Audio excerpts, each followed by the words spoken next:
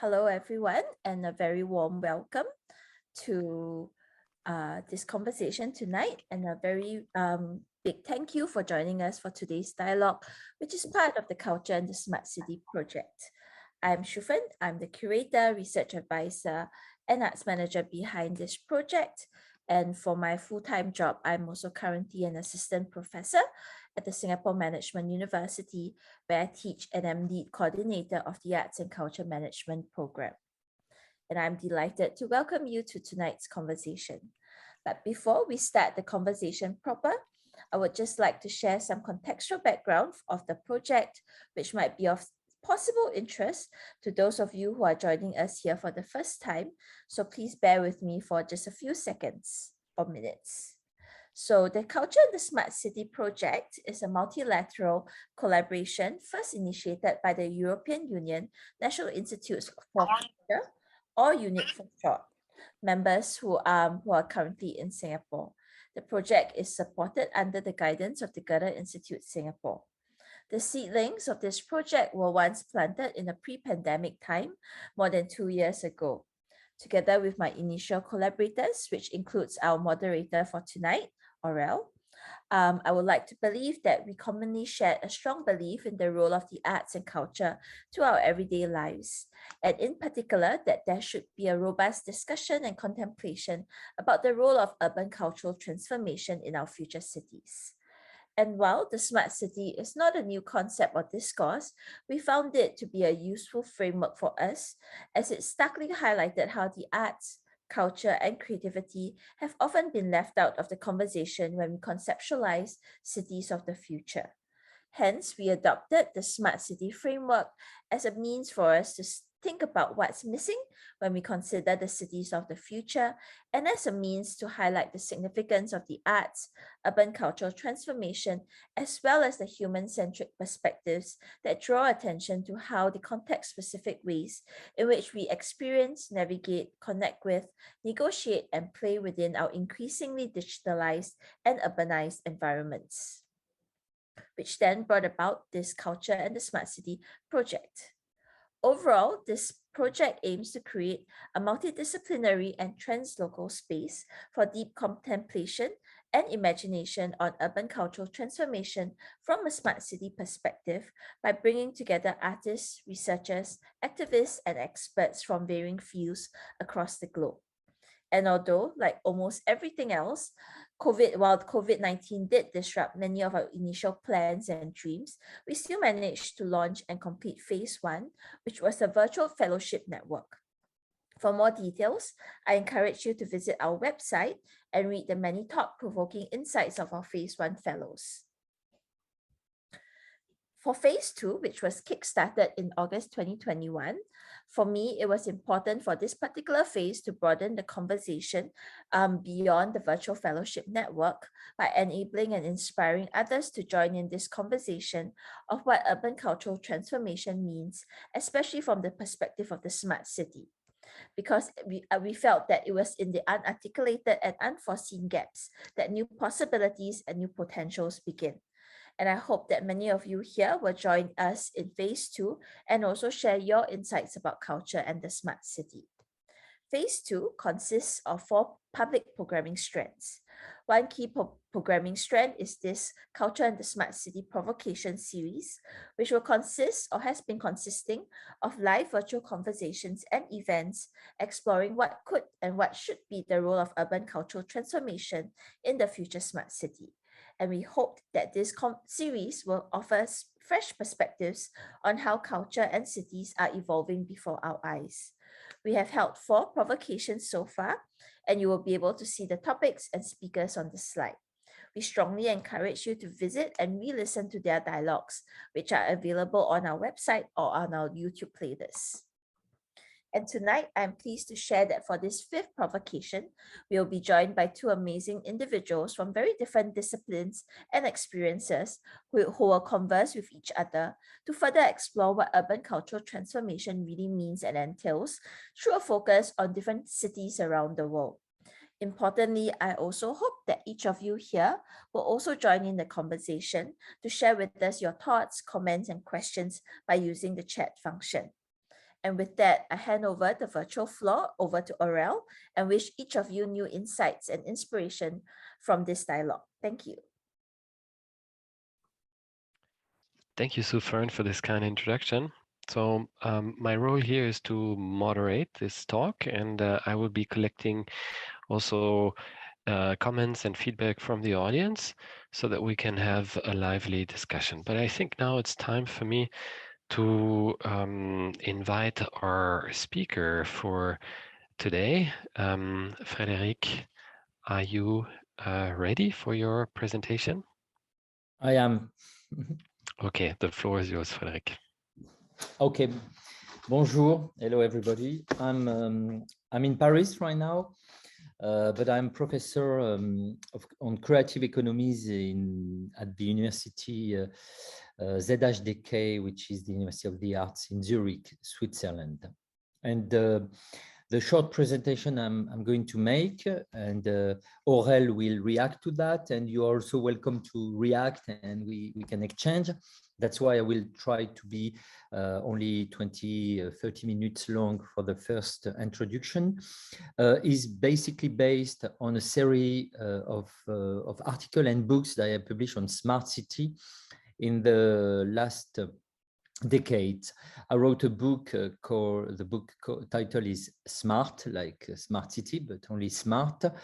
That was published 6 years ago. And I also published articles at my university that are basically based on research on the literature on smart city, but also on field research. I visited more than 50 countries and actually more than 50 so-called smart city around the world for this book and articles, and also more than 100 startups that are involved to some extent in the process of smart city.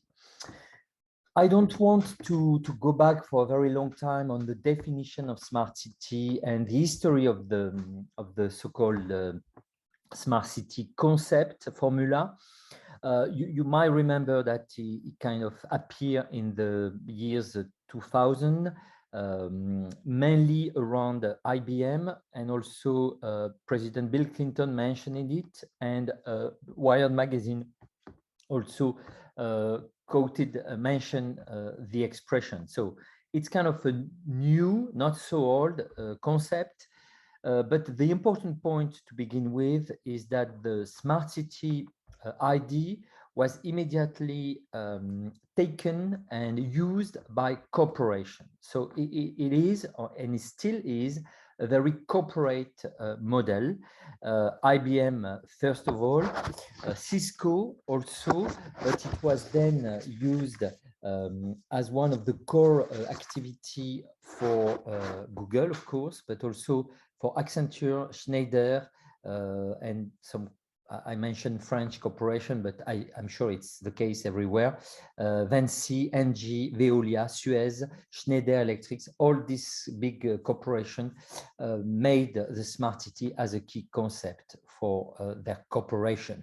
And I think it was the case a bit everywhere in the world. Of course, there is other expression for smart city. Some are using digital city. Sometimes we call it connected city, collaborative city, resilient city. And all of these expressions are in fact referring to different ideas, but all of them are basically saying that the city has to get connected, and to some extent somebody or other public or private entities might have a role in kind of directing in a central room or even without a central room the smart city. Of course, there is from the beginning 2 main models that are extremely different. Actually, there is much more than 2, but already there is 2 big differences. The first one is what we can really call a smart city, which is a new city that is going to be smart. So it's created as a smart city from the beginning, from scratch, and we create a new city that will be smart.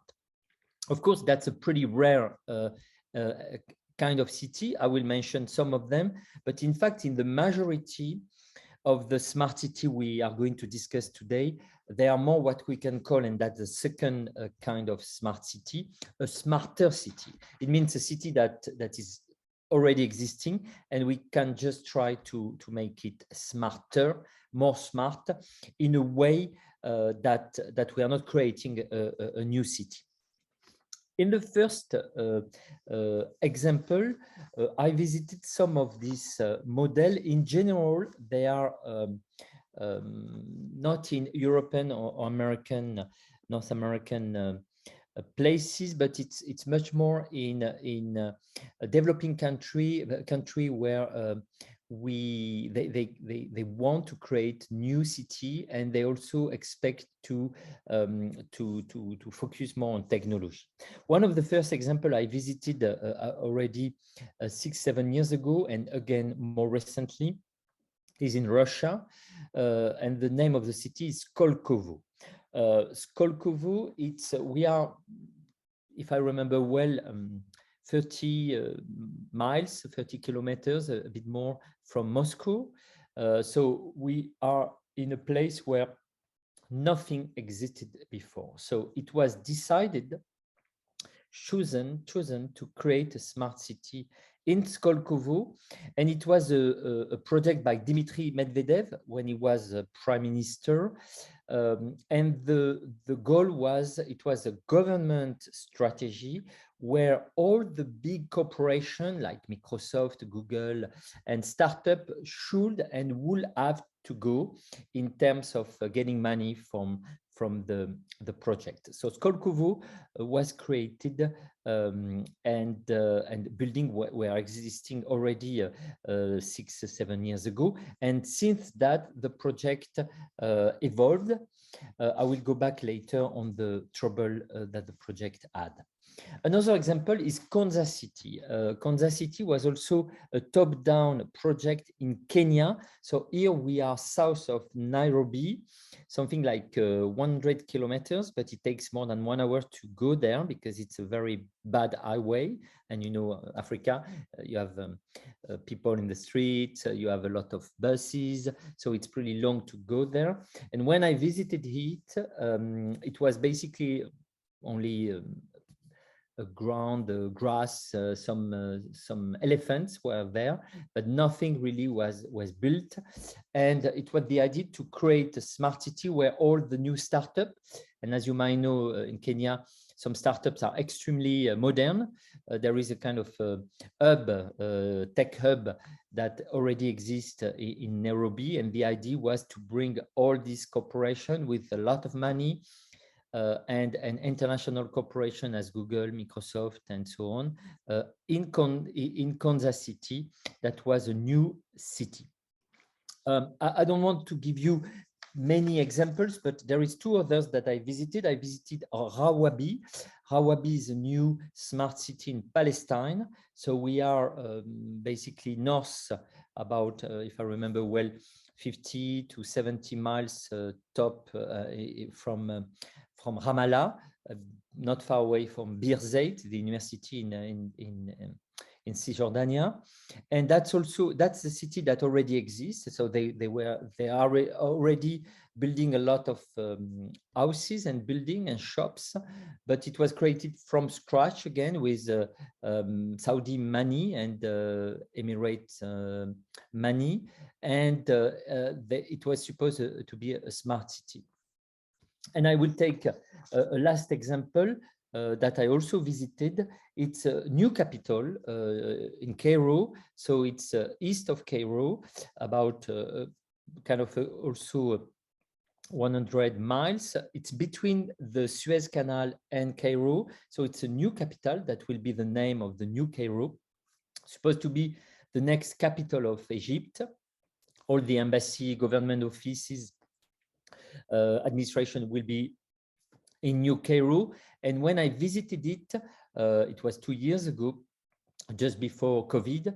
It was basically big highways and already some mosque and actually Catholic church and a big mosque, the presidential palace for Mohamed al-Sisi, and big highways and the idea of a very large city in terms of number of kilometers and also with a lot of security, because the goal was also to make it a safe city. So that's the kind of the first model, I would say. They are kind of less numerous than the other model, which is the smarter one. Because to some extent, we can say that every city in the world, to some extent, is a smarter city everywhere in the world. The already existing city are trying to be more smarter in terms of technology, coordination of always the basic things are water, electricity, fire for circulation and traffic jam. Quite often police and security, and sometimes the idea of a control room that will oversee the city. Typically, one of the first one was Rio de Janeiro, where this kind of control room was created. I visited it, where from the control room you can see all the city, I would say, cameras, and of course, smart city, smarter city, has a lot of link with cameras, control, and security in this direction.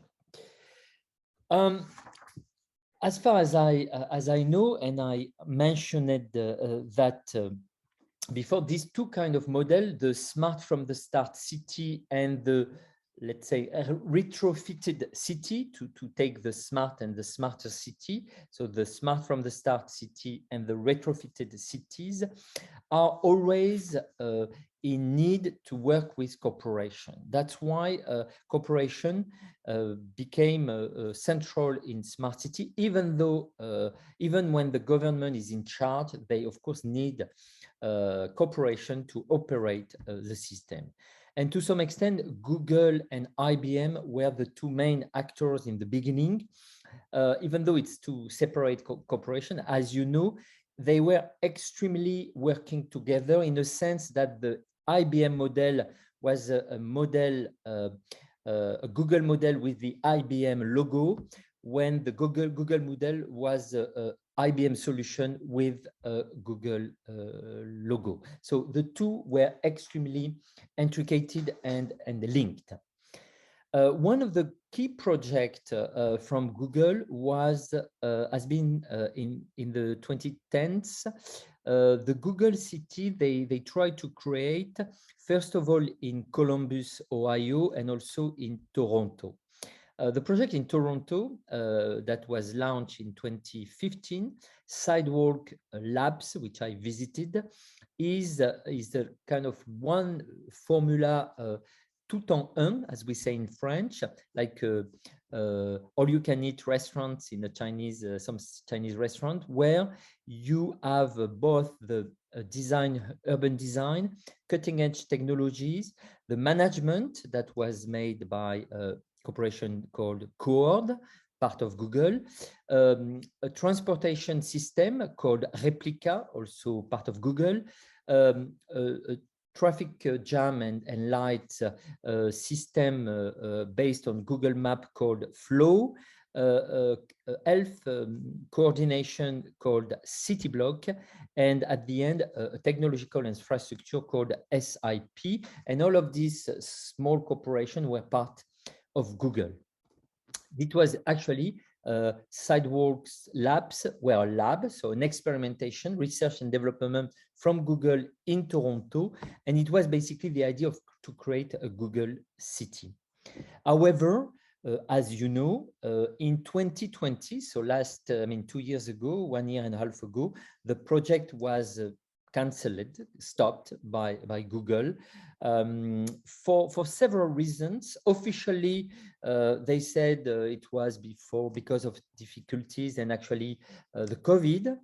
But more seriously, it was because the population, the people, especially in Toronto, you know, it's a very diversity, but also very energetic, and also a lot of counterculture. It's a hip-hop city, it's a gay city, it's a lesbian city, it's a green city, it's and people reacted very badly, step by step, more badly. And so in fact Google realized that they were not able to convince people that they need a Google city and not even a smart city. And so for now, as far as I know, the project is stopped, and Google is rethinking, especially with the Columbus, Ohio, and other project, its smart city main goal. I don't want to go in all the different models because they are all very different, but the Cisco model, the 𝐓𝐡𝐞 models, the 𝐕𝐚𝐶 models are have some specificities, but all of them are basically trying to create a city and to have a better life, especially on transportation with intelligent rail, smart road, electricity, water treatment, water management, trash and the collect of trash, parking slot, parking place being more efficient, so smart parking, air quality, security with to avoid any of course terrorist attack, but also any kind of small what we call incivility, small insecurity, with mass notification also in case of something big will arrive. Another model that I was interested in was what I could call an hybrid model. So something in between the very vast project of creating a new city from scratch, and not just the smarter city that try to adapt the city to become more digital. And one of the most interesting example I visited is in Brazil, in Recife. You know, it's north of Brazil, northeast on the coast, Atlantic coast. And Recife, as you might know, was in the 19th century an extremely important city. It was one of the main ports for Brazil, where all the business and transportation exchanges were organized. So basically, it was like a capital of Brazil for international relation, especially by boat. And of course, in the 1950s, 1970s, the port became in trouble because of airplane, because of course, the development of São Paulo and Rio de Janeiro and even Brasilia. And so Recife became a depressed city, and the port authority was basically in trouble and even abandoned. So you had a port, which is just one neighborhood of Recife that was totally, in fact, empty.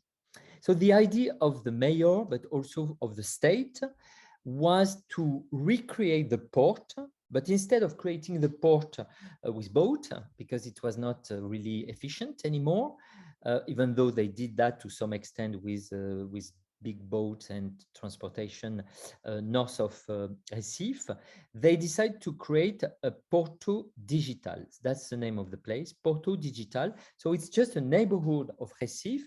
If you look at the map, it's the east side, and the side that is very close to the ocean. And they focus on a very, I mean, it's kind of big, but it's just a neighborhood where they created, first of all, a corporation to run the area, to buy the buildings, to create new roads, to modernize the area, and then step by step to invite, exactly like Skolkovo in Russia or Kansas City in Kenya wanted to do, but based on something already existing, to invite corporation to join.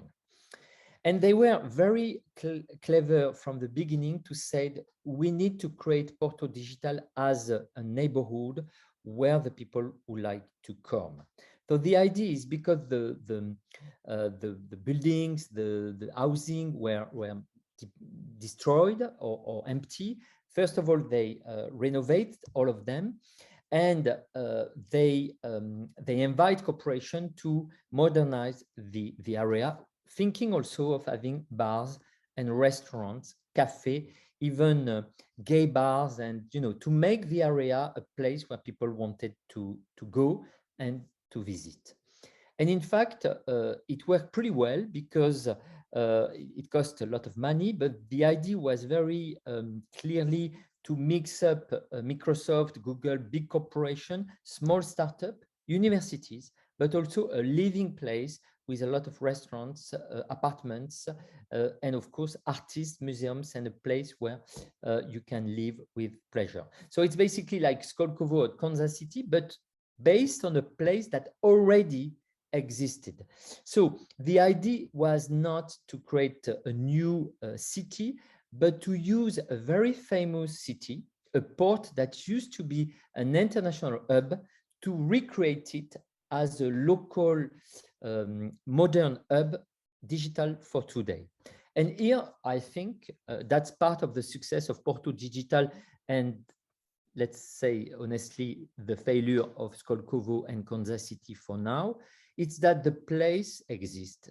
It has a sense of place. There is a territory. There is a localization. You know where you are. It's a place where there is an history, where people have a memory. And the Porto Digital area, which is of course possible because it's also small, just a neighborhood, was a place that was recreated, but based on something that already existed. And people were proud of being back in a place that some of their grandparents were working in, or even their family used to live. So that's a hybrid model. Some others like that exist. I don't have the time to mention all of them. It was 22 at the district in Barcelona. One that I love, it's a neighborhood in Chile, in Santiago, what we call Startup Chile, and everybody use a new name for that area. We call it 𝐤𝐿𝐴 Valley, which is kind of funny, 𝐤𝐿𝐴 Valley. You have Comuna 13, that is a nice place I visited also in Medellin.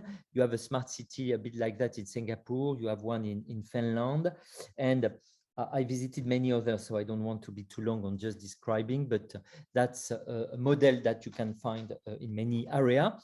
I also would like to add, there is another model that is developed in Dubai.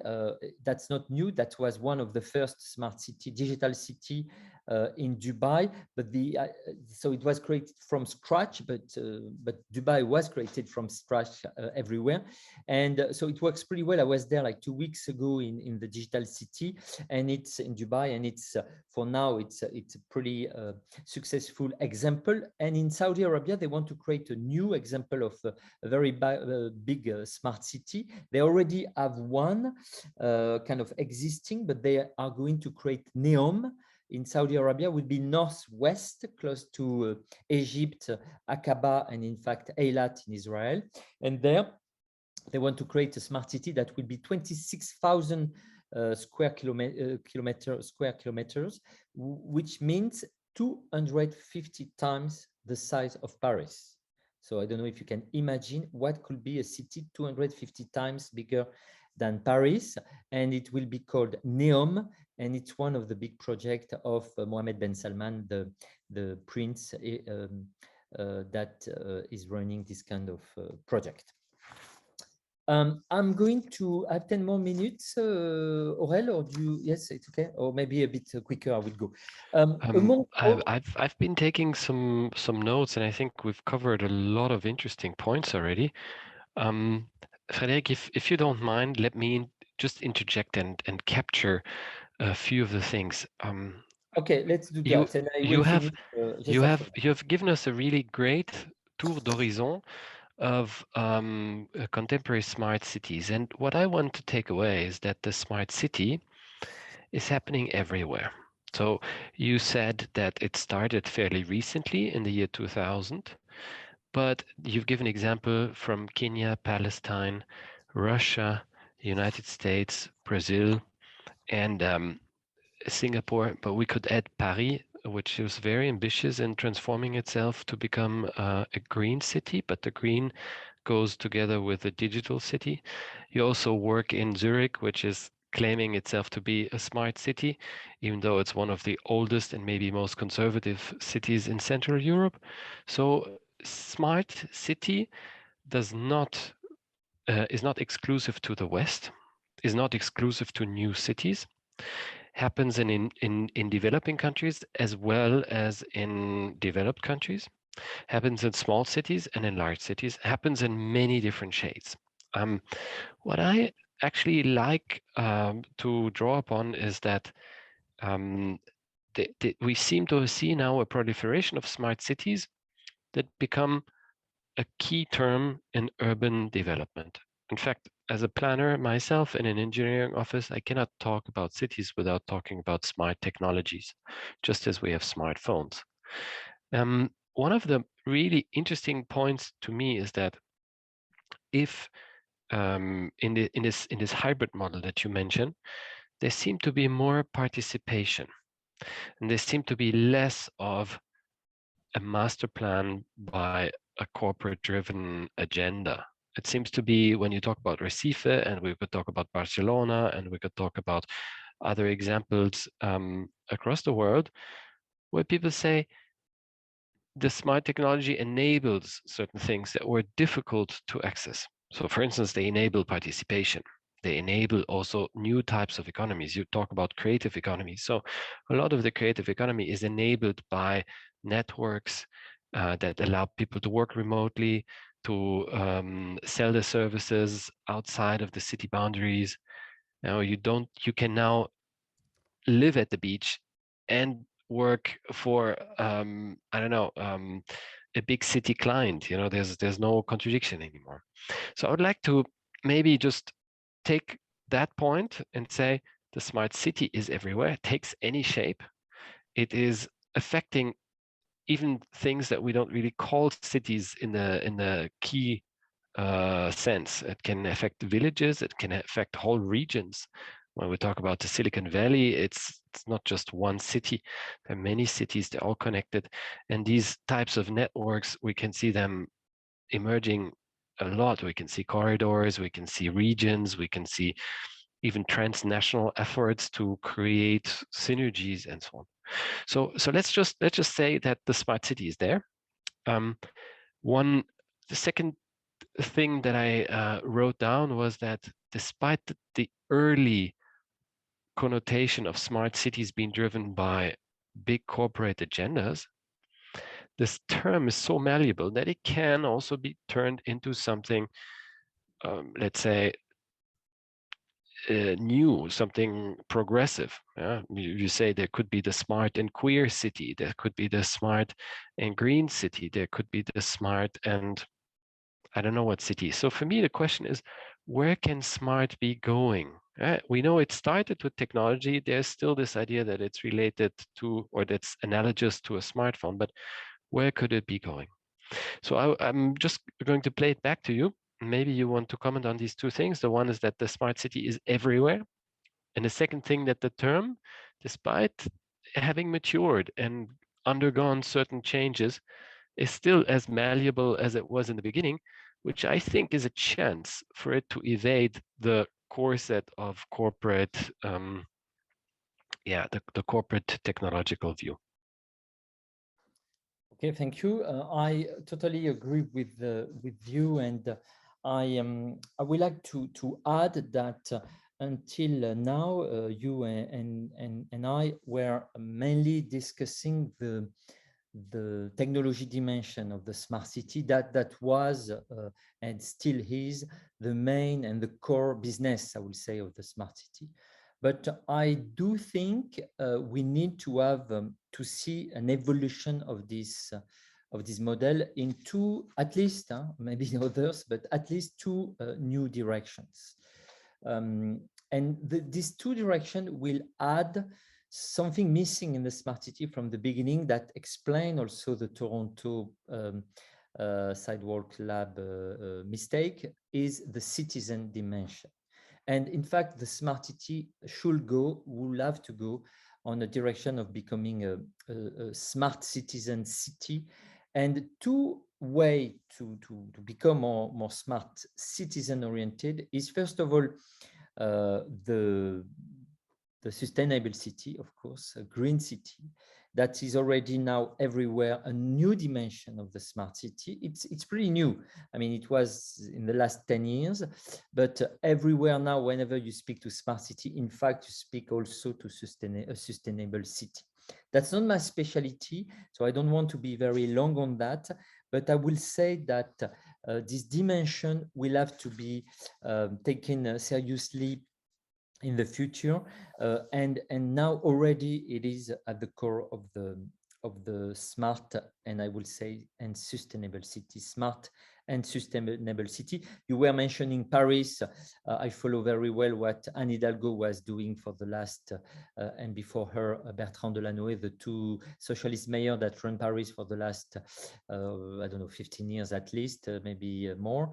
And the sustainable city is very central. We call it in Paris la bioclimatique city, and it's now everywhere, and that's a very central element of the city. But in addition of the sustainable city, I would like to add a new one that is more my specialty. That's also the creative city.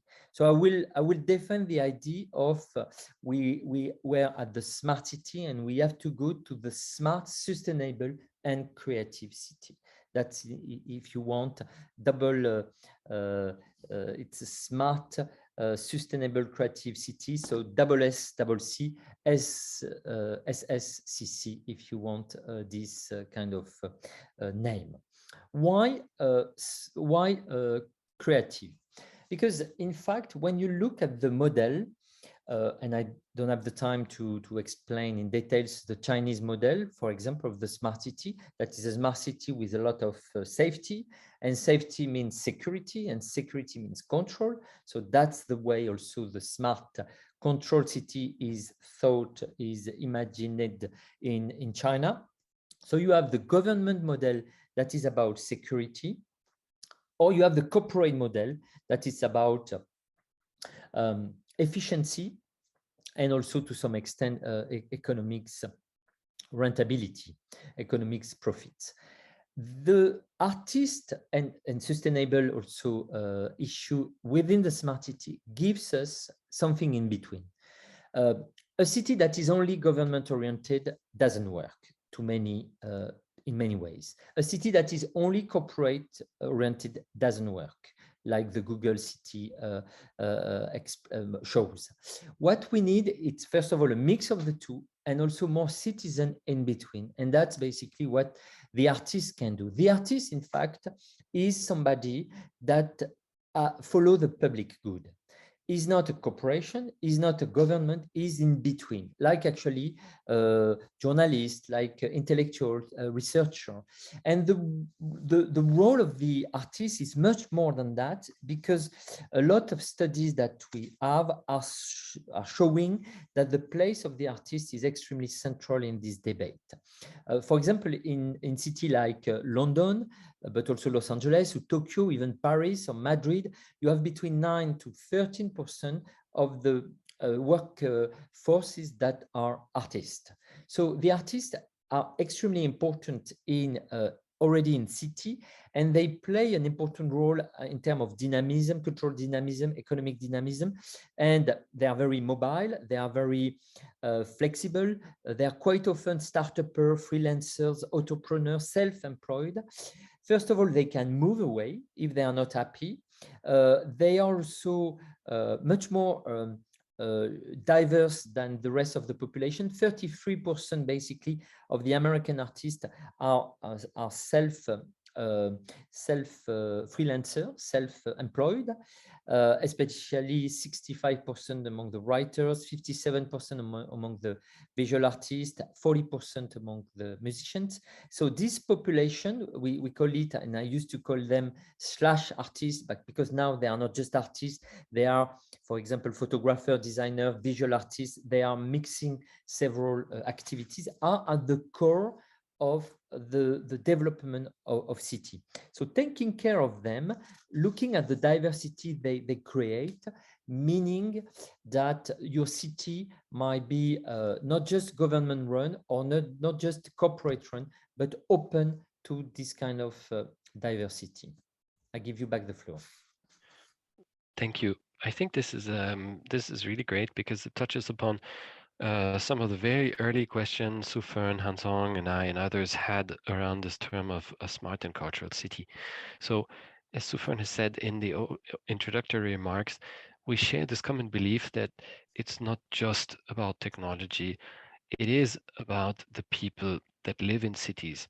So a term that we've been using is the so-called responsive city. So responsiveness as an agency that previously was very slow in cities, but now through technology can enable people to respond to the city to give feedback in some form, and then people can co-create the city.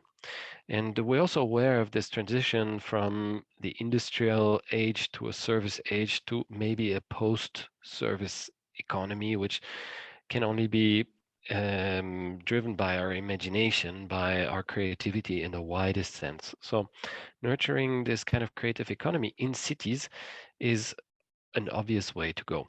What I think is important is that the technological development can be so fast and the power of corporations can be so strong that people might not be heard, and that there's a lack of empowerment that allows them to truly participate. We know that there are different concepts and different levels of participation. And even with the creative economy, there's a certain risk that the people that you talk about, those creative spirits that nurture the economy in different ways, are actually just being tokenized and used again for some other motivations, for instance, to contribute to gentrification processes and redevelopment of cities in just one way. But if we think about it in the positive sense, I think we can, again, take away two messages. One is that technology such as smart tech and deployed at the scale of the city can enable an open society. So it can be used as a tool for emancipation. It can be used as a way to give people a voice. It can be used to value certain services that we didn't value in the traditional economy. So for instance, the labor of care and the different tasks that the different genders take could be equally rewarded with this. We can also think about it in terms of sustainability, because a big challenge in making cities more sustainable is that many of the things that we consume are not correctly priced. So when we ask for a building to be made out of concrete, we rarely care for the source of that concrete. And if it comes from a landmine somewhere and destroys a neighboring community and ecosystem, that cost is not factored in. So currently, we're seeing sustainable construction materials, truly recycled construction materials, as being more expensive, but that's just because the other costs, the social and ecological costs, have not been factored into those mined materials. So again, here, different forms of technology, we can think about blockchain and others, could allow us to trace that. It's a little bit like your fair trade chocolate or your fair trade coffee. You have the choice as a consumer once there's a system that allows you to trace it. So I think that sustainability and digital transformation are really closely linked. You can't achieve one without the other.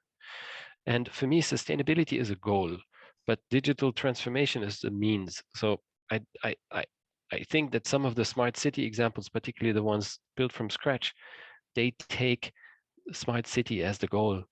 But I think the more successful and also the more sustainable ones, socially, ecologically, and probably also economically, will be those that take sustainability, livability, resilience to climate change, happiness of their people, equal access to opportunities, and so on as the goal, and then mobilize digital transformation as one possible way to get there. So my takeaway was that I think the open city is something that you have seen in those examples, and that it can also be supported by digital technology. My humble addition would be that the challenge of sustainable transformation is so urgent that we also need to leverage any possible technology that there is, including digital technologies, to reach it fast. Very good. I agree with you, especially on this element of the openness and to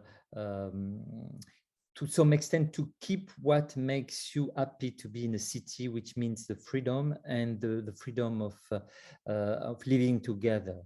That's kind of things that might disappear when you're under only control. And to end it up, because I think now we have to open the floor after that, if there is some question, I will just make three comments. The first one is that sometimes some project, corporation and government want to think big. They want to control. They want a system that will oversee everything. That not everything has to be controlled in the same room. That doesn't make sense quite often to open everything in the same control system.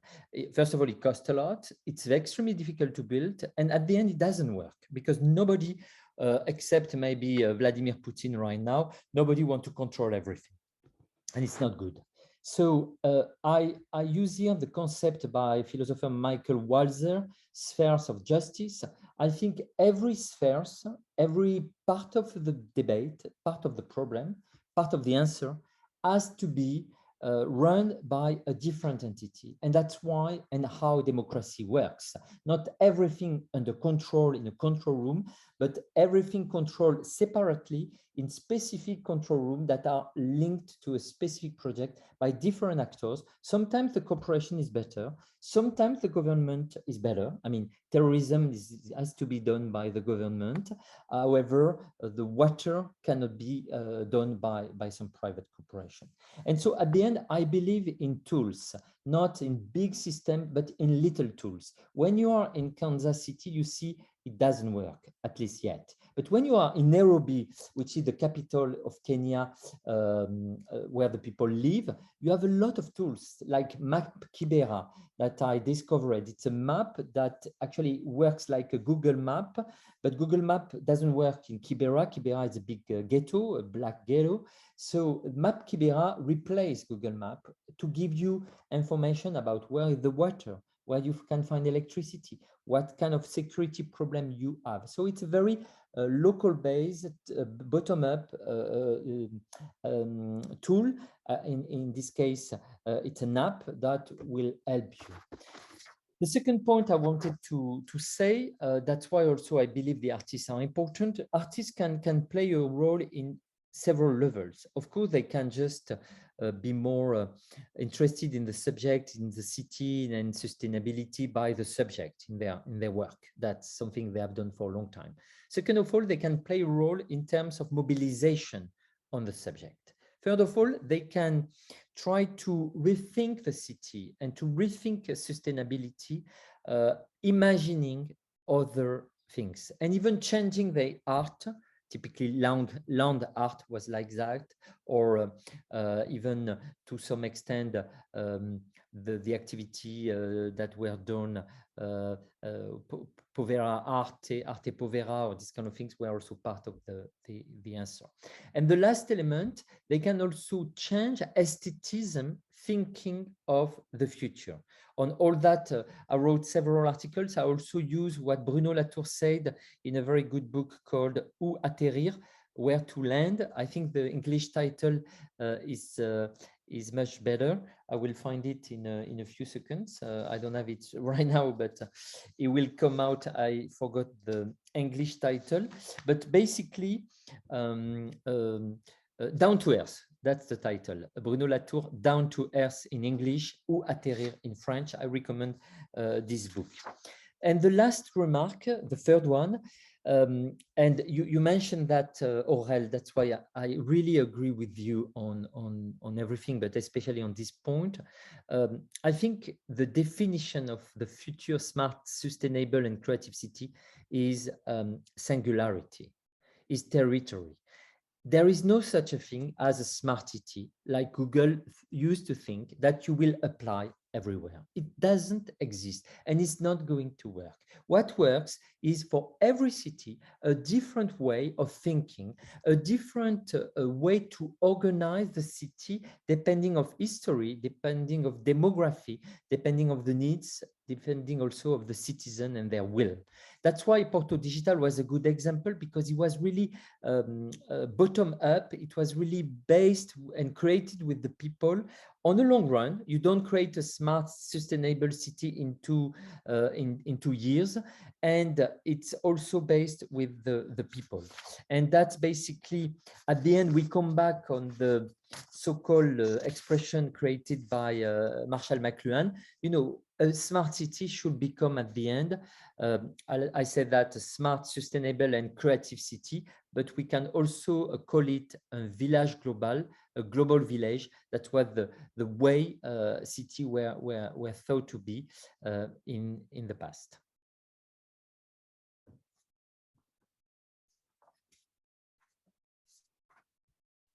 Okay, Frédéric, thank you so much. I think this was a really great closing remark.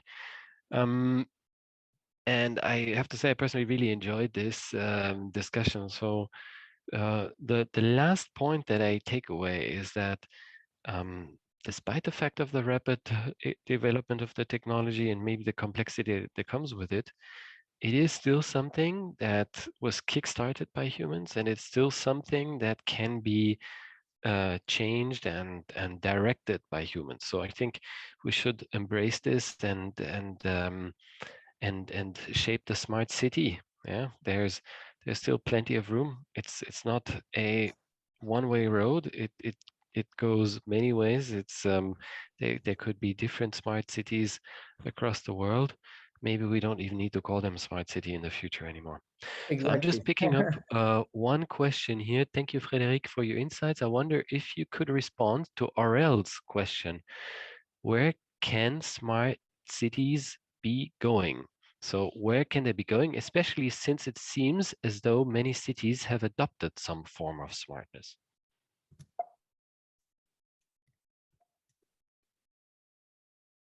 Do you want to speculate on where it could be going? I don't want to be the only one to speak. For me, the future is what I said. It's a smart, sustainable, and creative city that will care of the people. I also can add another expression that I like, the so-called 15 minutes city. You might have heard this expression, that actually is the base of the city of Paris, Mayor Anne Hidalgo, and it's Carlos Moreno that worked on this issue. I do like the idea because it creates a place, a sense of place. I think the sense of place is a definition of what we want to talk about. Even though the 15-minute city is also a very bohemian, bourgeois, bobo kind of concept, because not everybody, especially in cities that are very sprawling, are not efficient. But at least I like this concept. Okay. Yeah, so I think we will then wrap up at this stage. So Fern, any comments from your side? Yes, thank you, Aurel and Frédéric. Thank you both for enriching the culture and the Smart City project with your participation. And I think that tonight's conversation was extremely useful because it helped to further illuminate but also question divergent possible models of the future smart city by highlighting various case studies from across the globe. And in particular, like the participant, I did appreciate Aurel's question of where can the smart city be going, because I hope that this will also prompt us to further contemplate the role of digital smart technologies in our everyday lives. I also appreciated the discussion on sustainability, responsiveness, and openness as needing to be the core of the future smart city. I would also like to thank every one of you here, especially those who have shared your questions, which really help to push the conversation further and deeper. But just before we officially close this session, I would just like to reshare that tonight's dialogue is just one of the many programs that is part of the Smart Culture and the Smart City project. Apart from more future virtual dialogues, including one that is upcoming, on cities and basic needs, which will be part of this Culture and the Smart City Provocation series as well. We also have an ongoing hybrid exhibition that will go on till the 3rd of April, 2022. This hybrid group exhibition, which is entitled Tracing Latencies, explores the politics of invisibility, illegibility, and the dislocated in the future smart city through showcasing the art and creativity of a diversity of artists from Singapore and Southeast Asia, as well as the winning works from our global open call last year. I also invite you to join in some of our public programs, such as this upcoming workshop on typographic interventions. For more details, do follow us on our social media channels or checking our website regularly. Importantly, on behalf of my team, Victoria, Carissa, Charlotte, and myself, we would like to thank Martin, Valerie, and Christine from the Goethe-Institut Singapore for their generous support. And we wish you well, stay safe, and we hope to see you again soon in other programs of this project. Thank you, good day or good night.